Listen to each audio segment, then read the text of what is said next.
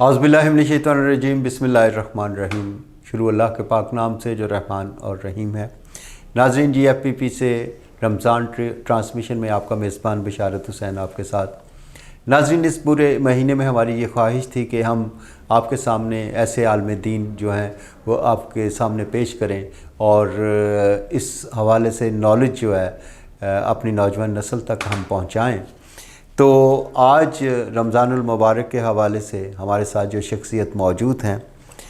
خطیب ہیں جامع مسجد زاہدہ رشید کے، اور آج ہمارے ساتھ یہاں پہ موجود ہیں جناب حافظ عدنان شہزاد صاحب۔ جی السلام علیکم۔ وعلیکم السلام۔ حافظ صاحب، رمضان المبارک کے حوالے سے ہماری یہ رمضان ٹرانسمیشن جاری ہے۔ اس میں ہماری خوش قسمتی کہ آج کے اس دن میں آپ ہمارے ساتھ موجود ہیں۔ اپنی نوجوان نسل کے لیے، اپنے دیکھنے والوں کے لیے، اپنے سب لوگوں کے لیے میں آپ سے یہ پوچھنا چاہوں گا کہ رمضان المبارک کی فضیلت بے شک ہر لمحے کی ایک فضیلت ہے، اور جب یہ ایک پہلا عشرہ، پھر دوسرا عشرہ، پھر تیسرا عشرہ، ان کو ڈیفرنٹ اس میں کیا گیا کہ یہ اس میں مغفرت ہے، اس میں بخشش ہے، ساری چیزیں اس میں آتی ہیں۔ میں آپ سے یہ پوچھنا چاہوں گا کہ رمضان المبارک میں یہ جو طاق راتیں ہوتی ہیں اور جس سے شب قدر کہتے ہیں، اس شب قدر کے حوالے سے کیا کہیں گے آپ؟ جی بسم اللہ الرحمن الرحیم۔ سب سے پہلے تو میں آپ کا انتہائی مشکور ہوں اور آپ کے چینل کا کہ جس نے کچھ معروضات پیش کرنے کی مجھے جو ہے وہ یہ موقع فراہم کیا ہے۔ رمضان المبارک کا مقدس مہینہ یہ ویسے ہی انسانوں کے لیے محض آ جانا اتفاق نہیں، بلکہ اللہ تعالیٰ کی خصوصی عنایت ہے۔ اللہ تعالیٰ یہ چاہتے ہیں کہ بندے اللہ تعالیٰ کے قریب آئیں اور ان کے گناہوں کی بخشش کی جائے۔ پہلا پورا عشرہ ہی اور دوسرا عشرہ بھی یہ اللہ تعالیٰ کی طرف سے خاص رحمت یہ ہے کہ ایک نیکی کو 70 گنا تک بڑھا دیا گیا، پھر جہنم کے دروازے بند ہو گئے، جنت کے دروازے کھول دیے گئے، اور پھر اس کے بعد اللہ تعالیٰ کی طرف سے یہ اعلان کیا گیا کہ بڑے بڑے شیاطین کو جکڑ دیا جائے، صرف ایک مقصد کے لیے کہ انسان رہنمائی حاصل کرے۔ اور پھر خاص کر کے جو آخری عشرہ ہے، اور بدقسمتی سے ہمارا یہ آخری عشرہ، یہ راتیں عام طور پہ بازاروں میں صرف ہو جاتی ہیں، حالانکہ شریعت مطہرہ میں خاص کر کے یہ جو آخری عشرہ اس کی بہت زیادہ اہمیت ہے، کیونکہ نبی مہربان جناب محمد الرسول اللہ صلی اللہ علیہ وآلہ وسلم نے ارشاد فرمایا کہ رمضان کے آخری عشرے میں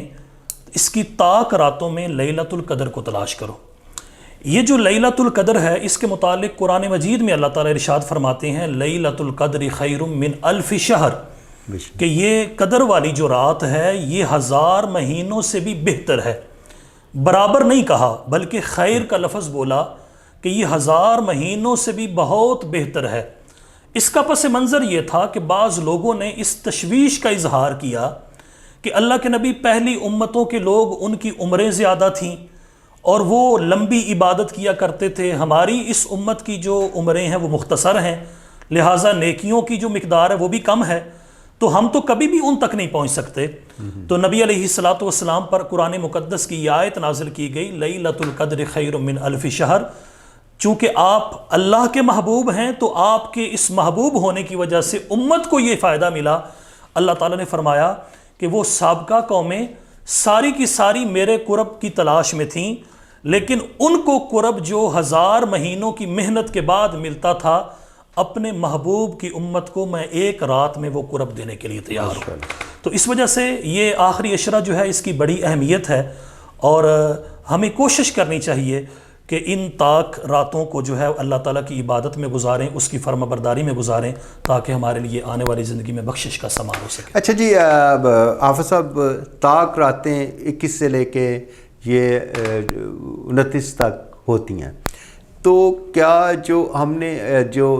خاص طور پہ ہمارے معاشرے میں جس چیز کو دیکھا جاتا ہے 27ویں رات کو بہت متبرک رات سمجھا جاتا ہے اور اسی کو ہم شب قدر کہتے ہیں، یہ جو پہلی راتیں ہیں اس کے حوالے سے اور اس کے بعد 27ویں رات کے حوالے سے کس طرح آپ اس کو دیکھتے ہیں، کیسے کہیں گے آپ؟ دراصل بات یہ ہے کہ آپ صلی اللہ علیہ وآلہ وسلم پر اللہ تعالیٰ نے یہ علم نازل کیا تھا کہ ان آخری عشرے میں ہر سال کون سی رات ہوگی لیلۃ القدر والی، اور آپ صلی اللہ علیہ وسلم لوگوں کو باہر بتلانے کے لیے نکلے، لیکن حدیث مبارکہ میں جو ہے وہ یہ ہے کہ باہر آپ نے دیکھا دو بندے جھگڑ رہے ہیں، اور اللہ تعالیٰ کے ہاں یہ جھگڑا دو بندوں کا، جیسا کہ آج مسلمانوں کا وتیرہ بن چکا ہے آپس میں لڑنا، تو یہ اللہ تعالیٰ کو اتنا ناپسند ہے کہ اللہ تعالیٰ نے اس کا علم اٹھا لیا اس جھگڑے کی نوسط کی وجہ سے، اور آپ صلی اللہ علیہ وسلم نے یہ بات ارشاد فرمائی کہ پہلے تو میں بتانے لگا تھا، لیکن اب اللہ تعالیٰ کی طرف سے حکم یہ ہے کہ آخری جو طاق راتیں ہیں ان میں لیلۃ القدر کو تم نے تلاش کرنا ہے۔ باقی نبی علیہ الصلوۃ والسلام کے ایک صحابی ہیں جن کا نام ہے حضرت ابی بن کعب رضی اللہ تعالیٰ عنہ، وہ فرمایا کرتے تھے کہ مجھے اس بات پر یقین ہے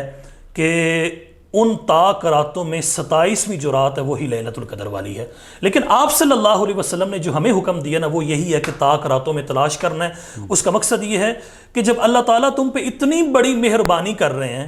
تو پھر کم از کم تمہارا بھی تو حق بنتا ہے کہ تم بھی محنت کرو اور اس راتوں کو تلاش کرو۔ لہٰذا ہم شریعت میں متعین نہیں کر سکتے، وہ بھی صحابی رسول نے ایک اپنی رائے پیش کی ہے، تو میرا خیال یہ ہے کہ ہمیں جتنی بھی طاق راتیں ہیں ان کے اندر کوشش کرنی چاہیے، اور اللہ تعالیٰ کے ہاں جو بھی یعنی آپ کا کہنا یہ ہے کہ ہر طاق رات کو ہمیں شب قدر سمجھ کے کرنی چاہیے۔ اچھا حافظ صاحب، ایک اور سوال اٹھتا ہے کہ اس اعتکاف کے حوالے سے، اعتکاف جو ہے اسی آخری عشرے میں ہوتا ہے 21ویں رات سے لے کے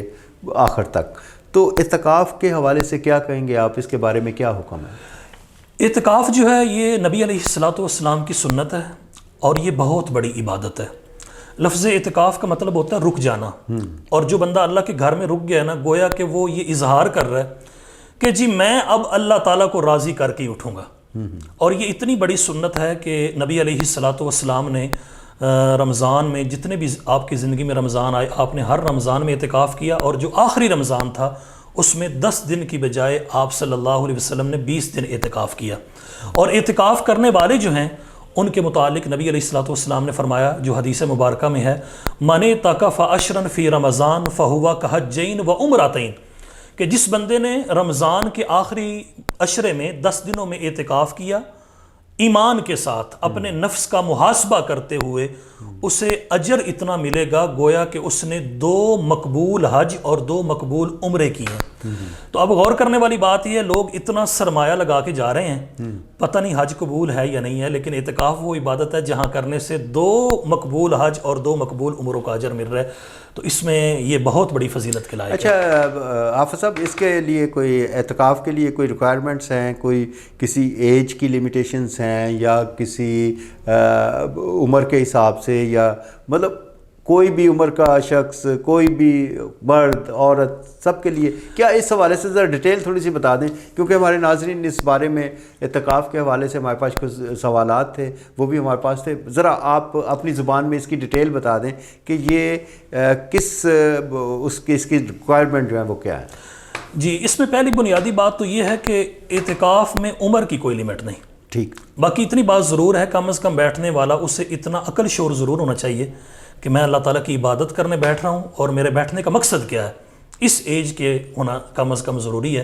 اور اس کے بعد جو بندہ اعتکاف بیٹھ جائے تو پھر اسے یہ ذہن میں بات رکھنی چاہیے کہ میں گویا کہ اللہ کا مہمان ہوں، اور جب ہم کسی کے گھر میں مان جاتے ہیں تو پھر وہاں پہ ہم اپنی مرضی نہیں کرتے بلکہ بہت ساری چیزیں دیکھتے ہیں، اور ہمیں وہ رویہ اختیار کرنا پڑتا ہے جو اس گھر اور اس معاشرے کے مناسب ہوتا ہے۔ تو اللہ تعالیٰ کا جو گھر ہے اس کی عزت تو بہت زیادہ ہے، بلکہ سب گھروں سے زیادہ عزت تو اللہ تعالیٰ کے گھر کی ہے۔ تو جو اعتکاف کرنے والے اعتکاف کر رہے ہیں انہیں اللہ تعالیٰ کے گھر کے حقوق جو ہیں ان کو نظر انداز بالکل نہیں کرنا چاہیے، اللہ کے گھر کے تقدس کو پامال نہیں کرنا چاہیے۔ اچھا حافظ صاحب، اس کے لیے کوئی خاص دعائیں، کوئی خاص عبادت کا سلسلہ کس طریقے سے اس میں چلتا ہے؟ اس میں شریعت نے سمجھیں فری ہینڈ دے دیا کہ تسبیحات پڑھیں، قرآن مجید کی تلاوت کریں، نوافل کریں، دعائیں پڑھیں۔ البتہ حدیث مبارکہ میں ایک حدیث میں آتا ہے، ام المومنین سیدہ عائشہ صدیقہ رضی اللہ تعالیٰ نے بیان کیا کہ میں اللہ کے نبی سے میں نے یہ سوال کیا تھا کہ اگر میں طاق راتوں کی تلاش میں ہوں اور یہ آخری عشرہ مجھے مل جائے تو پھر اللہ تعالیٰ کی رحمت بھی چونکہ جوش میں ہے تو میں کیا مانگوں اللہ تعالیٰ سے؟ تو نبی علیہ الصلوۃ والسلام لازمی طور پہ کوئی اہم چیز ہی بتائیں گے، تو آپ نے فرمایا اللہ تعالیٰ سے پھر آخری عشرے میں یہ مانگنا ہے، اللہم انک عفو تحب العفو فاعف عنی، اے اللہ تو معاف کرنے والا ہے اور معاف کرنا تجھے پسند ہے، لہٰذا اس وجہ سے تو میرے گناہوں کو بھی معاف کر دے۔ تو جتنی زیادہ ہو سکیں دعائیں کی جائیں، جتنی زیادہ ہو سکے نوافل پڑھے جائیں، قرآن مجید کی تلاوت کی جائے، اور کوشش کی جائے کہ لمحہ بلمحہ اللہ تعالیٰ کی فرما برداری میں گزرے۔ حافظ صاحب، پورا مہینہ رمضان کا گزارنے کے بعد، تینوں عشرے گزارنے کے بعد، عبادت کے بعد ایک ایسا خوبصورت دن آتا ہے جس کو ہم عید کہتے ہیں۔ یقیناً اسلامی لحاظ سے اس کی بھی کچھ ریکوائرمنٹس ہوں گی کہ عید جو ہے اس کی سیلیبریشن جو ہے اس میں ظاہر ہے ہر وہ لوگ جو آپ کے معاشرے میں ہیں کچھ افورڈ نہیں کرتے، کچھ کی خوشیاں دبی کی دبی رہ جاتی ہیں، ان کے لیے ہمارا اسلام جو ہے وہ کیا درس دیتا ہے، اور فطرانے کے حوالے سے کچھ فرمائیے گا۔ جی، یہ بڑا خوبصورت سوال کیا آپ نے، اور میں اس کے جواب میں ایک حدیث پیش کروں گا، اور یقیناً وہی حدیث ہی میرے اس پورے سوال کا جواب ہوگی۔ جناب رسول اللہ صلی اللہ علیہ وآلہ وسلم ایک دفعہ تشریف لا رہے تھے عید الفطر کی نماز پڑھانے کے لیے، اور آپ صلی اللہ علیہ وسلم کے نواسے بھی آپ کے ساتھ ہیں، حسن و حسین، اور بڑا خوبصورت منظر تھا، لوگ دیکھ رہے ہیں۔ اور جب آپ عیدگاہ کے قریب پہنچتے ہیں تو دیکھتے ہیں ایک بچہ رو رہا ہے، وہ یتیم تھا، تو کپڑے بھی اس کے بوسیدہ ہیں۔ تو نبی مہربان صلی اللہ علیہ وسلم نے بڑی شفقت سے اس کے سر پہ ہاتھ رکھا اور فرمایا بیٹا کیوں رو رہے ہو؟ تو اس نے کہا جی کاش کہ میرے والد زندہ ہوتے تو آج میں بھی دوسرے بچوں کی طرح یہ خوشی مناتا۔ تو نبی علیہ الصلوۃ والسلام کا رویہ یہ تھا، کیونکہ پیغمبر علیہ الصلوۃ والسلام کی ہر ادا ہر عمل امت کے لیے رہنمائی کا ذریعہ بنتا ہے۔ تو آپ صلی اللہ علیہ وسلم نے فرمایا، اسے ساتھ لے گئے اور اسے اچھا لباس پہنایا اور اسے تیار کیا، اور پھر عیدگاہ میں ساتھ لے کے آ رہے ہیں، اور رستے میں اسے کہتے آ رہے ہیں کیا تو اس بات پہ خوش نہیں ہے کہ محمد صلی اللہ علیہ وسلم تیرے باپ ہیں، عائشہ تیری ماں ہے، حسن و حسین تیرے بھائی ہیں؟ تو یہ نبی علیہ الصلوۃ والسلام نے یہ طریقہ اختیار کر کے ہمیں بتایا کہ خوشی وہ نہیں ہے کہ جو بس اپنے آپ ہی میں گزار لی جائے۔ اللہ تعالیٰ نے عید کا دن دیا ہے تمہیں بطور شکرانے کے کہ تم نے اللہ تعالیٰ کی فرما برداری میں پورا مہینہ گزارا، لہٰذا تم خوشی مناؤ، اور خوشیاں تب منائی جاتی ہیں جب اس خوشیوں میں دوسروں کو بھی شریک کیا جائے۔ اور فطرانہ جو ہے اس کا بھی فلسفہ یہی ہے کہ نبی علیہ الصلوۃ والسلام نے فرمایا اگر تم فطرانہ ادا کرو گے، انسان ہونے کے ناطے رمضان میں جتنی بھی غلطیاں کوتاہیاں تم سے ہوئی ہیں اللہ تعالیٰ وہ ساری غلطیاں کوتاہیاں معاف کر دے گا، اور اس کا مقصد یہ ہے کہ جن لوگوں کے پاس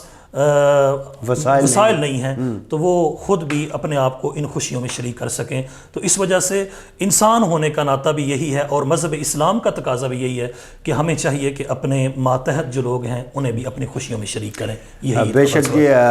قاری صاحب، مقصد وہی ہے کہ انسانیت کی خدمت، انسانوں سے پیار کرنا۔ دین اسلام جو ہے، نبی پاک صلی اللہ علیہ وآلہ وسلم کا ارشاد ہے کہ تم میں سے بہتر وہ ہے جس کے اخلاق بہتر ہیں۔ یہ نماز، روزہ، حج، زکوٰۃ، ساری چیزوں کا فائدہ اسی وقت ہے جب آپ انسانیت کے ساتھ انسانیت کی قدر کرتے ہیں، انسانوں سے پیار کرتے ہیں۔